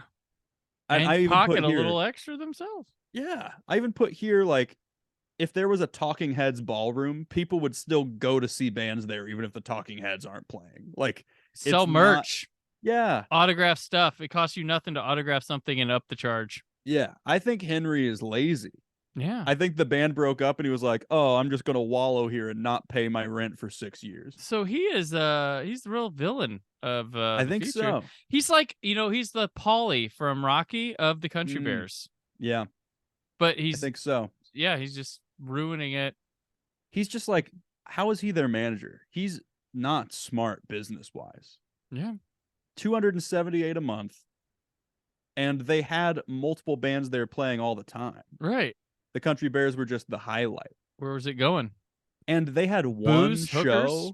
Yeah. Yeah. But they had one reunion show at the Country Bears, and they made $20,000. There were not a lot of people. I mean, it was sold out, but that's a small venue. How Right. much were tickets? Right. Are they always charging that much? They can make $20,000 in a night. Were you taking donations too at the time? I'm sure that had to have been part of it. Selling merchandise, pictures. Yeah, that had to be, because $20,000 in a night and rent is $278. Yeah, that's crazy. That's truly insane. So that's one of my. I mean, big that's a gripes with lightning this in a movie. bottle event. That is the reuniting of them. Yeah, so they're not going to make 20,000 every night. No, but like they're going to make more than 278. Maybe that night was enough to put forth money to be like, okay, that's promising. We'll keep letting you go. Maybe they made like 8,000, 10,000. They're like, all right, yeah, You do another one of these, probably And won't the happen. band's back together. Yeah. You know, at end of the movie, spoilers for people who haven't seen the Country Bears. They're back together at the end, and Barry is an official member, and that's very heartwarming. That's what happens. Yeah, he goes to sit down in the audience, and they say that's a weird place for a Country Bear to be during a Country Bear concert, and it's heartwarming. And they and hand then him an plays. instrument, and he apparently knows how to play. Something that bothers me is that also. I wrote this down. He's seen playing acoustic guitar earlier in the movie. He's playing an electric guitar throughout the song, and then I believe Tennessee's the person who his guitar has one string. Yeah. He walks over to Barry, takes his electric guitar from him, gives him the one stringed instrument and says, "Go solo, kid." And Barry does a little solo on it. And I'm like, that's kind of cruel. Yeah. This kid's living his dream. They're like, I know you're comfortable with a 6-string guitar, but I'm going to have to you have to solo on this weird one-stringed instrument for me. And I'm going to take your guitar and do a solo. Cruelty. It's pretty cruel. Yeah. Pretty dang cruel, dude. Yeah. But yeah, that's my major issue. I did have another issue, and I'm trying to remember what it was. Oh, I remember now. My main issue with this movie, which is even more than that, I desperately need to know, what is the ratio of bears to humans in this world? Yeah, I would say, well, we have what, 6 or 7 total bears? So 5? And why aren't there more children bears? There's the 5 in the band. There's Barry, so that's 6. And then there's Big Al, and there's Henry. So that's 8 that are part of the Country Bears. Right. However, at one point in the movie, we see a bear mailman. Oh, that's right. When they go to Nutville, there are bear farmers, and they go into the honey bar, and there are 2 bears in there. That's right. That's right. I was keeping track of how many non-main character bears we saw. And we say, I put 2 more bears working at the car wash. There were. So I said, that's 6 non-character bears and an unseen panda, because apparently Trixie left Tennessee for a panda who was a real estate agent. Oh, all right. A real estate agent panda. And I'm like, you're not going to show us the panda? No, he's like a flash to it or something, or a picture of him. So I'm like, how? What does a humanoid panda look like in this universe? Like, that's what we need. So like, there's bears in the honey bar. There's bears working at the car wash. Okay. But there was like no bears in the concert. Like, none of them were. Yeah, no attendance. bears went to the. They were like, I was looking. There was none. Sellouts. I was really like, okay. So the bear thing, people are aware that bears. Oh, there's more bears also, because they talk about in the credits. Queen Latifah talks about hip hop bears, and you see 3 bears that are hip hop. So there's more bears and musicians at that. Yeah. So why don't we see more of them? 1, 2. If there are that many bears that are just around in this world, why is Barry not clearly understanding that he is a bear? He thinks he's human and that he just looks different. Yeah. But his favorite band is bears. And throughout the world, there are bears. And they live side by side from humans. And he's going, I just feel like I look different. Dex has freckles and I don't. Maybe. I don't know. It's underneath all my hair. And his name's Barry. Named by his parents. Yeah. Whose last name was Barrington also. I mean, that's a little foreshadowing, I think. I feel like they were destined to adopt a bear. Right. But I mean, how many bears are there? And I just need to know. And they're accepted to live amongst humans. Oh yeah, there's no problem with bears. There's no guy that's like, no bears in here. Yeah. Or, I don't like that bear music. Yeah. However, one thing I wrote down, I said, so his parents are like not wanting to admit that he's adopted, right? Right. Yep. Don't want to break that on him. They just don't want to do that. They don't want to break it. And then I'm trying to find the note that I wrote down so I can see it specifically. It was when they were talking to the police, right? They're showing the police like trying to describe them, and they're having troubles, and the brother's like, "Are you kidding me? He looks like a bear." And then they show him a picture, and the police look at it and goes, "Looks like a fourth grader." Right? And so I sat there and I went, okay, they would have reacted to the fact that he's a bear. They're aware that bears are around. We've established this. Right. Everyone's fine with him being a bear, fine with him being adopted, so much so that they don't even mention that he's a bear. He's just a kid who's a fourth grader who has brown hair. Yes. So long brown hair all over. Bears are, and in the end credits, Wyclef says bears are human beings too, which was a little confusing. Right. And I wished he clarified a little bit. Yeah.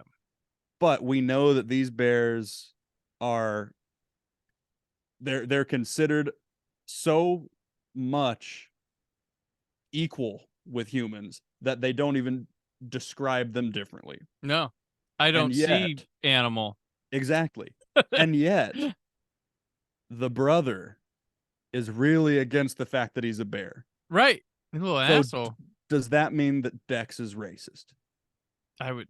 Yeah. And I think he is. Yeah.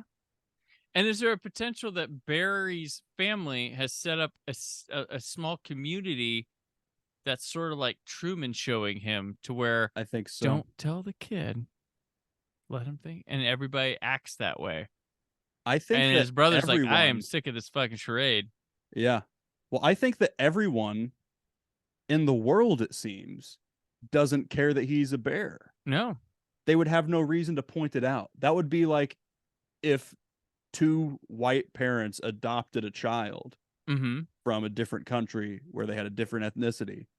That'd be like other people pointing out to the kid that they have a different skin color than their parents. It's like the kid knows, so let's not even mention it. Yeah. And I think that's the same with this. They're like, why mention that he's a bear? He knows. It's clear he's a bear. Yeah. But the brother is racist. Yes. Well, I mean, you just look at the kid and you think it's potential. Yeah. And you know, and you know, he'll probably grow up to at least force himself upon a woman more than once in his lifetime. Oh yeah. That he's got that potential written all over him. We know what kind of kid he's gonna be. God. Yeah, it's crazy. And hey, a line that I wrote down that signifies it perfectly. When Barry asks his parents if they're adopted, his mom says, even if you were adopted, we would love you just as much as we love Dexter. And the dad says, maybe more. Well, no shit. Which is a great line. They got to choose a kid that make up for the shitty one they have. Yeah. Which he's not as shitty as he could have been in this movie, because like you see him, you're like, oh, I know where this kid's gonna go. But he's ends up being rather harmless, I guess. The real shitty kid ends up being the armpit farter. Right. Yeah. Yeah. Yeah. Who surprise reveal, spoiler for a 21-year-old movie, that country bears can drink now. That's how that's pretty crazy. Christopher Walken is the fart arm kid. Or fart, that they beat at a talent show. And he hit Zeb with a chair. The Christopher Walken angrily ripping his clothes off so he can play a song with his armpit farts is one of the funniest parts of the movie. That's good. That's good. There are plenty of funny little bits in here that are snicker. They're like good snicker, like where they land more than they don't. Like there's just some super, and they have the right people to play these things. Like there's where they're like, oh man, we're gonna do more than find him. It's like, how are we gonna do more than that? We're gonna find him twice. Yeah, I wrote that down. Oh, that was so good. I loved when the guy who played Mo Green in The Godfather is like taking the call in his office, and then you find out he's like at Staples. Yeah, and the guy's like, and the guy's like, he's like, hey, we've told you, sir, you can't be doing this. And he's like picking stuff. He's like, that's not your stuff, man. Leave it down. That part it's could have so stupid. Like it could have sucked, but they flesh out the bits enough that you know They it's don't- tongue in cheek. Yeah, they flesh them out enough, and they don't overdo them. Like they Yeah. don't go, "Ha, remember it's funny. You want to see why it's funny? We'll tell you why it's funny. Mhm. We're gonna explain why it's funny." It's just there. It's chuckle, and it works. I do. I think the hit ratio on some of these little jabs is pretty funny. Yeah. Rip Holland hanging out at a Staples office display. Yep. Oh, I dig that quite a bit. Then was there? Did I have another one written down? No, I did not have another one written down. But the mustache bit, where you Yeah. sit there the whole time going, "Man, that's an awful mustache. That is really Yeah. bad." And then it ends up being a gag that you've been suckered into the whole God, and time. I wonder how much of it was planned, because like it obviously came off in the car wash scene, but then they make the note of saying it was fake, and then Yeah. rule of thirds, you see him pulling out a collection of fake mustaches to put it on before he arrives. Right.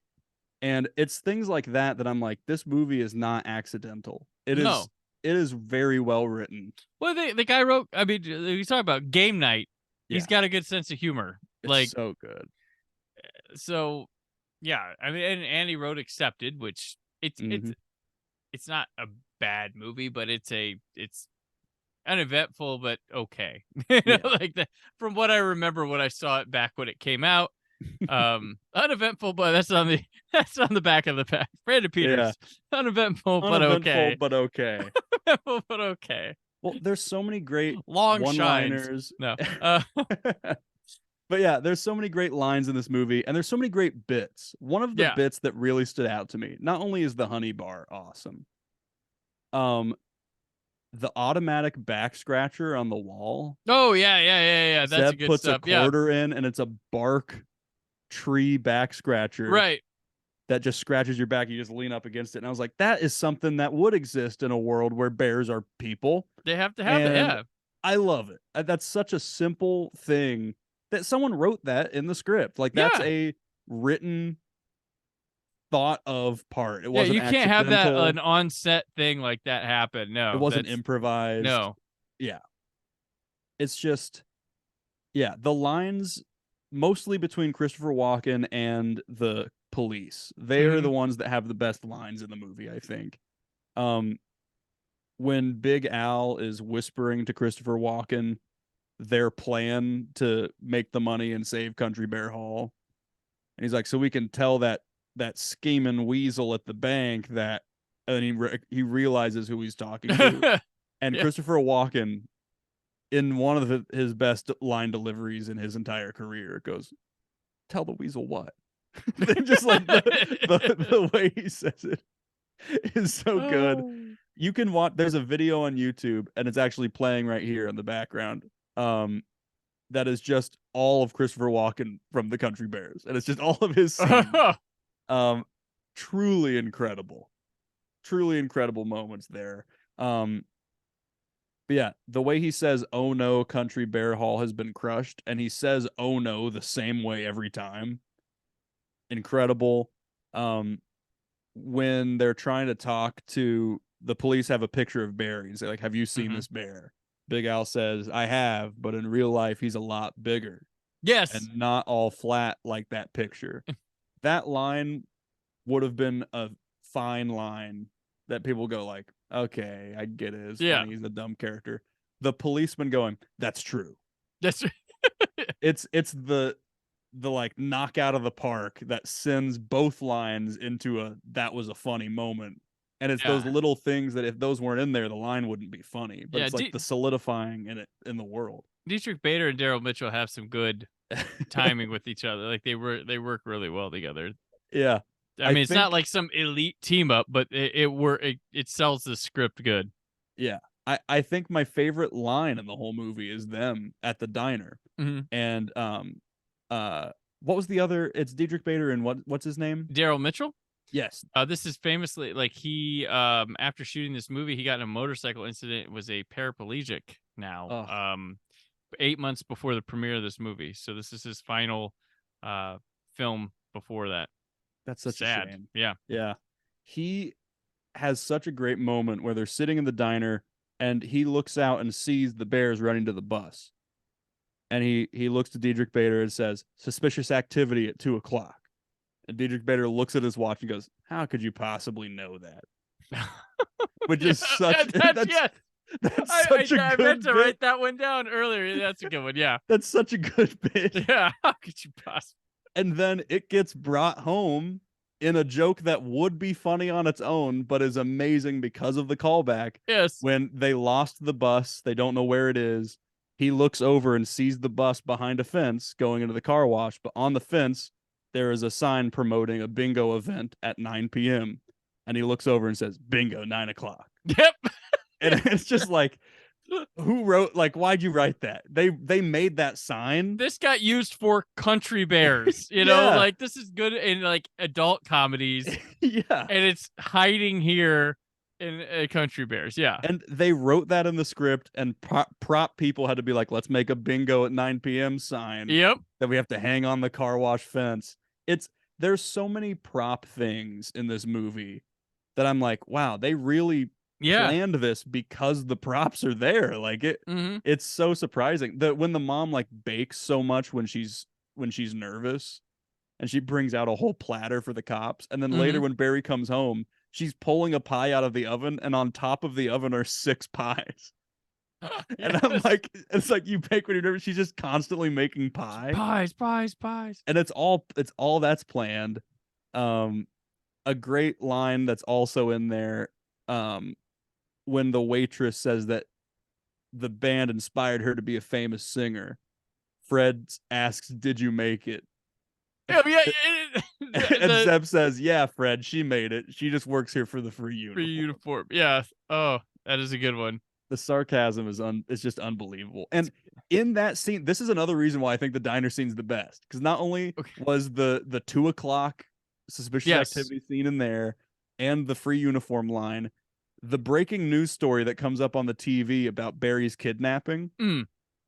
You're watching this breaking news. They're talking about this boy has been kidnapped by this man and has been seen with this man and this man and this man, and they drove away in this bus.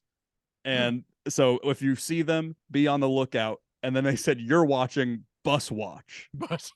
So the show was about buses. And I'm like, that's such a small detail. That's hilarious. It is good. That is funny. Like, it's not a news show about kidnapping kids. Nope. The channel was on Bus Watch, and it happened to be pertinent information that someone was kidnapped. We're relevant today, guys. God, and then they're in the car wash, the police, and they can't see anything because the foam is on there, and they're acting like what They have happened? some good physical comedy in the car wash scene. Yeah. And he's like, "I can't see anything. The windshield's clogged." And the guy goes, "Put your window down." And he says, "Do you think I should?" He goes, "It's okay. It's police business." As if like they're asking if they're allowed to, right? As opposed to if it's a good idea. If it's good, yes. Can I? Just the whole movie is filled with bits like that. Yeah. And gives it rewatch value too, because you don't catch everything on a first or realize what's the brilliance of what's happening in some of these lines. I've watched this movie so many times. It's great every time. I laugh every time when they're at the wedding and Fred punches Ted and he just eats shit on the ground. It's hilarious. It's like as funny as Mongo punching the horse in Blazing Saddles. Just him fully just limp falling down. Officer Cheats calls Dex sports fan at one point as like a nickname. He says like, "Easy there, sports fan." And I'm like, what do you mean? What is that? Like, I think he was trying to say sport. Oh. But he said sports fan. And like, what a choice from Diedrich Bader to say that. I know people say race fans, but like, sports fan. "Easy there, sports fan." And I'm like, he's not even wearing any sports merch. Like, that's like something that's like a line you would take away. Like, if you and somebody you knew watched this movie a ton growing up, and you would call each other that, and people are like, what's that from? Why are you calling sports? We watched this movie called Country Bears growing up, but we always said that around the house. God, another great moment is the person hired to bulldoze Country Bear Hall is telling Christopher Walken, yeah, it'll take about a half hour to bulldoze her to the ground. And Christopher Walken goes, oh yes, do that. And then the guy just stares at Christopher Walken and doesn't say a word. And I'm like, what? That was a creepy way to say it, man. Yeah, it was. Like, I don't know why you would say that. And then Christopher Walken steals the bus and kidnaps the country bears at gunpoint. He has a gun and a full belt of bullets. Yes. Why does he have those? This guy went way too far here. Ugh. What are the country bears going to fight back with? I know. And they're trying to fit Ted into the van, and he can't fit in the van, and they like try to tie him to the roof like a prized carcass after hunting. And that's a great physical moment. Gosh. Him being in the boat. There's just so much. This whole movie is just filled. I wanted to say something like I don't think it's like a gorgeous looking film by any means, but it was shot competently, which is weird to compliment. But when you see today's vanilla films all the time, so Mitchell Amundsen shot this, and he go on to shoot Transformers after this. Transporter 2, Wanted. He did the Hannah Montana and Jonas Brothers concert movies. He would do G.I. Joe Rise of Cobra, Jonah Hex Premium Rush, Bad Moms Christmas, Happy Time Murders, which got back into some puppy stuff, but Renfield, he did that one this year. Wow. And so and I was like, holy crap. He started as a PA for Francis Ford Coppola. He did One from the Heart, Outsiders, Rumblefish, and Cotton Club. And then he's got an impressive resume of like second unit and camera operator credits, but I want to highlight he did Freddy's Dead, The Final Nightmare, Ernest Scared Stupid, and Summer 93 at 30s In the Line of Fire. But his camera operator, second unit stuff's incredibly impressive. Go look him up. But I'm like, wow, they got like this guy's like talent here. I mean, he goes on to work on much bigger projects and such, and still working. And then like where he came from was impressive as well. I don't know if he's related to Coppola, and that's how he got started, because there's a lot of people related to Coppola, and you're like, oh man, where'd they? Oh, Coppola. Well, Renfield, second cousin's third child removed or whatever. Yeah, Renfield. Yeah, Nicolas Cage, Coppola. Yeah. So that's crazy. Yeah, that's crazy. But like, yeah, he's all over this film, and I also want to go over the box office here, where I can kind of see what happened. Yeah. So it comes out, it debuted at number 6 at 5.3 million and ends up only grossing 16 million here in the States and then 18 worldwide. But when it opened against Austin Powers in Goldmember, which made 73 million to open, no one was probably expecting it to, like, this is how big Austin Powers was back then. But also in the top 10, which was finishing ahead of it, was Stuart Little 2, Men in Black 2, and then Lilo and Stitch was still playing in a good chunk of theaters. So it's got a lot of competition. Like, it's already got an animal creature among a family doing stuff with an IP that people knew. We didn't use the word IP back then. And then Men in Black 2, it's got creatures everywhere, CG stuff, and like Will Smith. Like, so it's just not as interesting as those. Like it's just not working. And there's no way that it had the promotion budget. No, either. Like the others were promoted way more. They promoted Lilo and Stitch. That was the big movie for Disney then. And this is end of July. So this is heading in. I mean, if they would have held this off till maybe August, they might have got a bigger interest in it. But I mean, you got Signs coming out the following weekend, but like they were avoiding Spy Kids 2 as well. But I don't know where you put this, but like it was way too much better or more high profile options than this. And so I'm like, that's part of why. I mean, granted, poor reviews didn't help, but as you can see, it probably had a solid word of mouth because it got an A- cinema score. But not a lot of people were going because, well, I haven't seen Men in Black 2 yet, or my family is going to, oh, Stuart Little, not the creepy. I don't want my kids scared of these bears. Like Yeah. that's possible. That's a big reason why I think is just that crowded landscape there, with so many options for families that we don't really have anymore. But because all the adults and kids go see the same movies now. That's what like Scott, who's always on the show, likes to point. He's like, I always point to 1990. There's this one weekend in 1990 where he's like, it was opening weekend. Oh, what was it? It was the weekend Ninja Turtles came out, and there was like there was a romantic comedy, big high profile romantic comedy, a high profile like adult drama action movie, and Ninja Turtles. And he's like, the adults went to this, or the women went to this, and then kids went to Ninja Turtles. But now everybody goes to Ninja Turtles. That's the difference. Yeah. And because people don't go see movies. They sit at home, they stream something.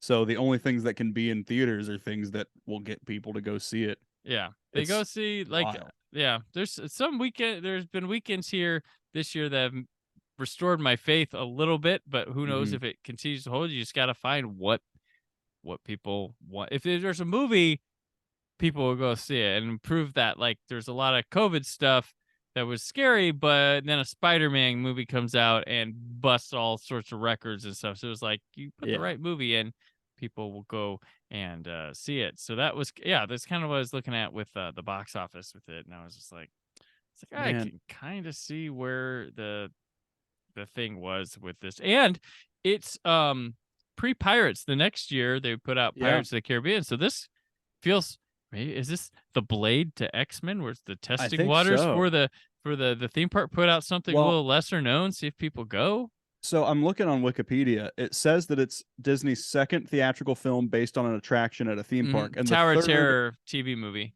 Yeah, third overall film based on an attraction. So it followed the TV Tower of Terror, and then theatrically released in 2000 was Mission to Mars. I didn't know that was based off a Disney ride. I just thought it was a De Palma film. Like that's. I was like, when I saw that ride, when I saw that, I was like, the De Palma movie was a Disney ride movie. Yeah, like they didn't have that. There was no buzz of it being that, but fair enough. Listen, Country Bears, without a doubt, is the best movie based on a Disney theme park ride. If you don't count Pirates of the Caribbean, I don't think you're wrong.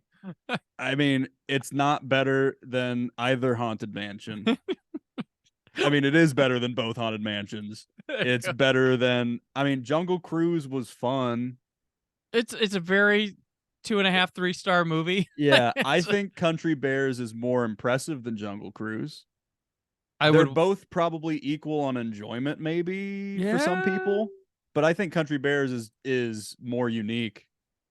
Well, yeah, the Jungle Cruise was for some reason trying to be the Mummy in a different setting, but I get you. I know you. That's how these ride movies have gone. Hey, it's better than a couple Pirates sequels. That's true. Well, it's definitely better than the fourth Pirates movie. I'll give it that. It's 1,000 times better than the fourth Pirates movie. Yeah, but Muppets Haunted Mansion is pretty good. That is good. I like that. Does that we count that? Is the Chris I think crossover? So. Yeah, that's the best Haunted Mansion movie. It's definitely the best Haunted Mansion. Yeah, is it better than Country Bears? I don't know. That's a little toss up because it's good, but it also is lacking in some Muppetiness. That could be there. Yeah. Yeah, but you're not wrong. I haven't seen the Tower of Terror TV movie though, so I could probably guess that production value wise, the Country Bear's gonna have that over it. Yeah, and talent wise, but I mean, I'm looking here at the list of movies based on Disney attractions, right? Mm-hmm. Got Tower of Terror, 1997, Mission to Mars, 2000, Country Bears, 2002, then Pirates of the Caribbean in July 2003, Haunted Mansion, November 2003. So they very clearly were like Country Bears, Pirates, Haunted Mansion. We're doing 3 attractions based on or 3 movies based on attractions within a year and a half. And then they saw how those went. And then 3 years later, Pirates 2, A year after that, Pirates 3. Then 2011, Right. Pirates 4. And then 4 years later, Tomorrowland. Yeah. Then 2 years after that, the next Pirates. And then 5 years after that, Jungle Cruise. 2 years after that, the new Haunted Mansion. And then here's a list of upcoming movies. Oh, I'm sure some of them are not going to happen. Yeah. There's untitled 6th Pirates of the Caribbean film. There's Space Mountain, based on Space Mountain. No, didn't surprise. Okay. There's a screenwriter and producers attached, but no director. Okay. Another Tower of Terror movie with a screenwriter attached, and then producing Jonathan Leah and Scarlett Johansson. Okay. And then apparently a Jungle Cruise sequel. So, this Tower of Terror television show, it says it's an episodic, but this one I'm looking at stars Steve Guttenberg and Kirsten Dunst. Yeah. And Melora Hardin, who was on The Office. Television film. John Franklin, who is the creepy kid from Children of the Corn, is in this, and Alistair Duncan. But it says like episodes, and I'm like, was it? I have to wonder. Oh, it was part of the Wonderful World of Disney. That's why it's saying it's an episode. Gotcha. So it itself is an episode of Wonderful World. So thing. They used to have a Sunday night thing where Disney would have these movies where I talked about Mr. Boogedy on my old show. That was one of those little TV movies. But yeah, so it was one of those, and it had Gutenberg, one of his weird 90s output things, because that man was top of the world, and then 1989 rolled into 90 and people forgot about Steve Guttenberg for some reason, or it just wasn't as popular. He did have 3 Men and a Little Lady, but was not as good as Little Baby. Gosh. So yeah, but the Country Bears, maybe they will get, they are going to get rejuvenated at the theme park, which is exciting. That's good news for us Country Bear heads. They're getting the band back together for maybe some new songs. So for us Betterhead heads, that's some good news. There's also 2 more upcoming movies apparently. Big Thunder Mountain. Okay. Directed by Bert and Birdie. Oh. And written by Michelle and Kieran Mulroney. But no producers attached, apparently. All right. And then Figment, based on Journey into Imagination. Fair. Okay. There's 2 screenwriters, Dan Hernandez and Benji Sammet, and then producing is Seth Rogen. Oh. Yeah. Okay. I'm Figment. All but right. and then there's Muppets Haunted Mansion. There's a Small World animated series apparently. All right. Who knows? But yeah, hey, best visual effects. One Disney park ride has won an Oscar, and it's Dead Man's Chest. There you go. And only 3 Disney park ride movies have been nominated. And it's the first 3 Pirates of the Caribbean. Yeah, figures. Yep. Of course. But I think that I personally think that Country Bears could have been nominated. Songs. Yeah, best original song for sure. I also feel like, I don't know, it wouldn't be hair and makeup, and it wouldn't be like, I don't know about 2002 Academies, but like I feel like something with the animatronics could have been nominated. Yeah, you're going against Lord of the Rings movies for visual effects right there. So yeah, I mean, it would have been 2 Towers. Yeah. I think 2 Towers. No. Yeah, how's that? Return of the King or 2 Towers? That's what you're going against there. One of them's happening at that point. Yep. Nobody's beating them in any of those categories. No one's beating anything. You know? Poor Country Bears. Yep. So much promise, but damn Lord, those damn hobbits. I know. Listen, if anyone watching this takes anything away from this, it's that the Country Bears is not as bad as you think it is or remember it to be. Right. Look it up. Put it on the background or something. Yeah, it's not too bad. I was surprised. Like, okay, this would be interesting. But our conversation we had at dinner one night about the Wiggles led me to go, I think we should talk Country Bears, because if Nicholas could talk about Country Bears like he did the Wiggles, I'm down for this. It certainly was. Listen, I a lot of people get put off by things that are made for kids, Mm-hmm. And listen, I just see quality, man. I don't know what to There tell you you. go. Yep. If something's quality, it's quality. It doesn't matter the age. The Wiggles rock. Yes, there They're we very go. good musicians. There you go. And as I told, like, I found something like about it. I was like, holy crap! There's a Wiggles is legit love conversation going on. Yeah. This one thing I saw there, Which I'm pumped about. And I'm not gonna say that they're copying from me. Mm-hmm. They are coming out with a biopic documentary, and Oh wow, in my sketch comedy show that's right. in Yeah. BSU Tonight, we made a biopic making fun of Bohemian Rhapsody that was called Fruit Salad, a Wiggle Story. I played Murray. I produced and directed it. And even right here, because I wore it for a Halloween thing, I got my There it is. got my Wiggles shirt still. There you go. And listen, that's just out because I was wearing it for a little Halloween video thing. So I listen, I don't know what to tell you. I think the Wiggles are copying off of me. They saw our biopic and said we should do that. Mm-hmm. Time to You get the know, lawsuit, get lawyer up, get it I'll going. sue them, or they let me become an honorary Wiggle and I'll drop all charges. There you go. Or you could Nicholas Rohrman fan. And I'm You'll fine be with that talking too. head on it. Just Nicholas Rohrman fan. And I'll just be in there being like, I love the Wiggles.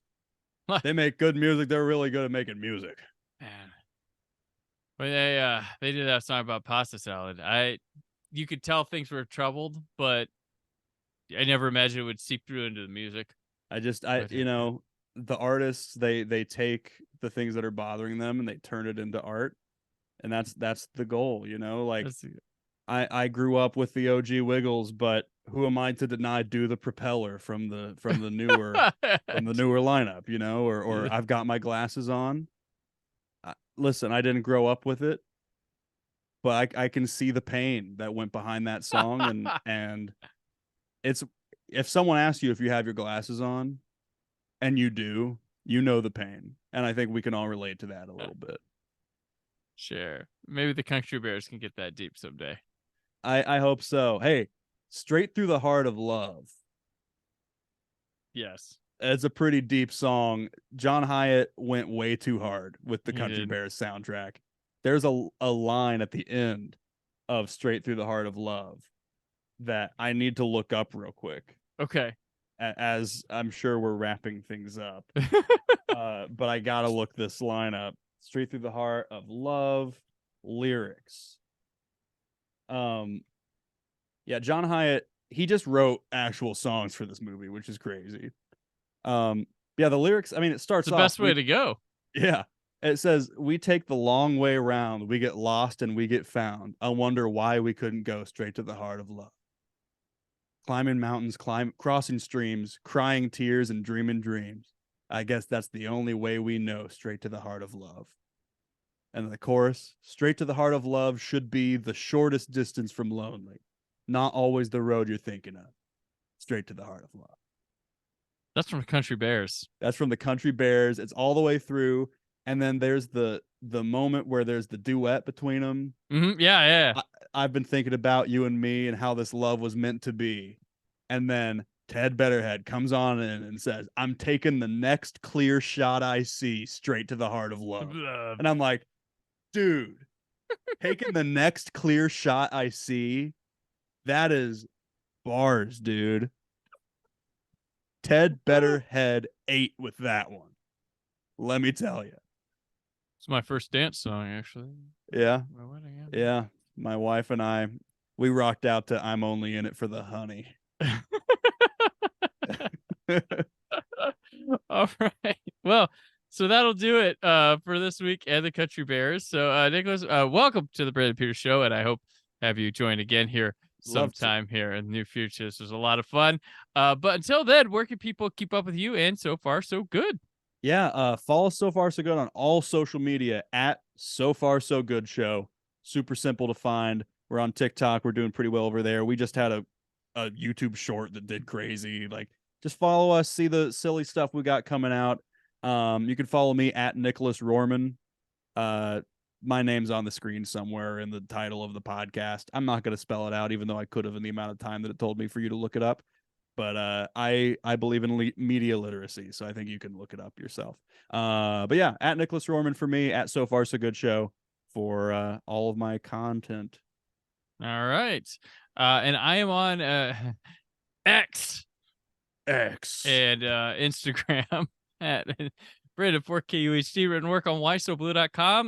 You can find information about the PopCon podcast days, the PopCon awards, and all things PopCon at popcon.us.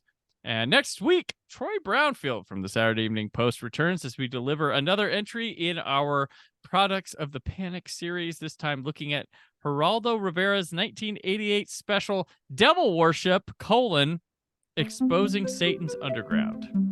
So, and it Classic is Geraldo. wild.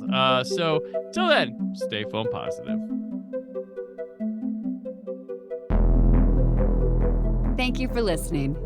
The Brandon Peters Show is a Creative Zombie Studios production. Produced by Brad Shoemaker and Brandon Peters. Written and edited by Brandon Peters. Announcer vocals by Jessica Alsman. Theme song by Metavari. Web design and show art by Brad Shoemaker with Brandon Peters. All music and clips featured in the episode are property of their respective studios, and no infringement is intended. Additional information on this and other episodes at BrandonPetersShow.com. For any inquiries, press opportunities, or sponsorship, contact mail at BrandonPetersShow.com. The show is available on Apple Music, Spotify, or anywhere podcasts are found.